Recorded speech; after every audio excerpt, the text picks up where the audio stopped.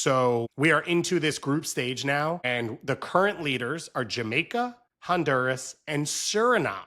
Really? Yes, and that is the big story in CONCACAF. If you are interested by this, you should follow John Arnold, who's one of the best talking about soccer in this region.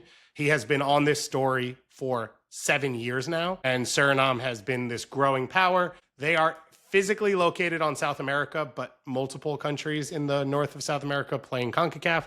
They're one of them. It's a former Dutch colony, and they self-imposed a restriction so that no one with a Dutch passport or born in the Netherlands could play for them.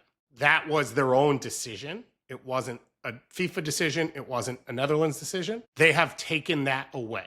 So in the past, players like Frank Rijkaard were eligible if they had wanted to. Clarence Seedorf was born in Suriname, obviously played for the Netherlands, but couldn't have played for Suriname because once they took the passport, they were ineligible. That is no longer the case. So the country's been able to recruit higher level players, and they are currently in first place, and they are hosting, I believe, their games this round. So there's a chance that they could lock in their spot at a World Cup, which would be a drastic shift from basically never being a coherent national team before to locking in their spot at the 2026 World Cup, which would be pretty cool. That's right. So they're hosting Guatemala in this round, and then they face off. They go to Panama next Tuesday, and they are currently in first place ahead of El Salvador, Panama, and Guatemala. Wow. Yeah, it's cool. That's a great story. Love that. Great nugget, David Goss. And this is where I cook. This is where I live. This is where you cook. Yeah. Any other matches of note that we should be looking forward to this weekend? Honduras leads their group. They face off against Costa Rica. They're currently 1-2.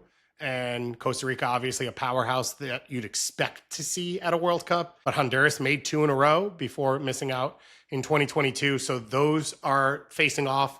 And then if Suriname's not able to hang on, El Salvador, Panama is the other 2 teams in the group. They're facing off in a big game. And if you've never watched a home El Salvador game, it is must watch. Estadio Cuscatlán, like this old cement stadium that just vibrates when they're good. I think fireworks go off all game. I don't know if they're inside the stadium or outside the stadium. Like I know for all of the US reporters who went down in the last round of qualifying for when they played, they were like, that's the most electric atmosphere in the entire region. So I would say those games are some must watch.